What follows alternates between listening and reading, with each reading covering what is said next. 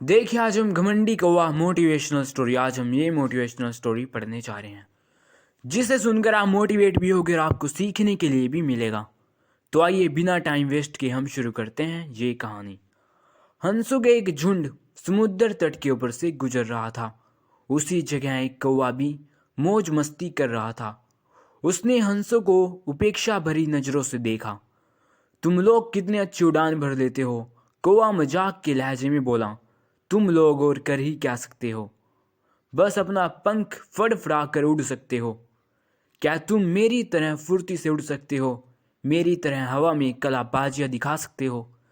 नहीं, तुम तो ठीक से जानते भी नहीं कि उड़ना किसे कहते हैं। कौवे की बात सुनकर एक वृद्ध हंस बोला, यह अच्छी बात है कि तुम ये सब कर लेते हो, लेकिन तुम्हें इस बात पर घमंड नहीं करना चाहिए। मैं घमंड वमंड नहीं जानता।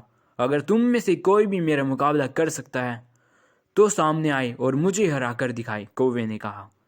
एक युवा नर हंस ने कौवे की चुनौती स्वीकार कर ली। यह तय हुआ कि प्रतियोगिता 2 चरणों में शुरू होगी।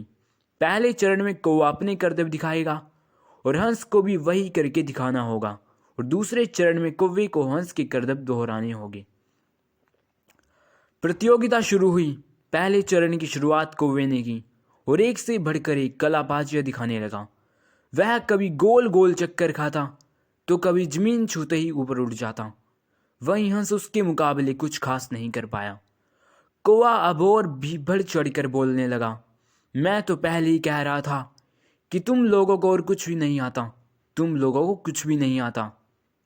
फिर दूसरा चरण शुरू हुआ। हंस ने उड़ान भरी और समुद्र की तरफ उड़ने लगा। कौवा भी उसके पीछे हो लिया। ये कौन सा कमाल दिखा रहे हो भला? सीधे सीधे उड़ना भी कोई चुनौती है?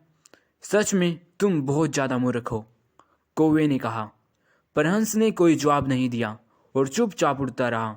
धीरे धीरे में जमीन से बहुत दूर हो गए और कौवे का बड़बड़ाना भी कम हो गया और कुछ देर में बिल्कुल ही बंद हो गया।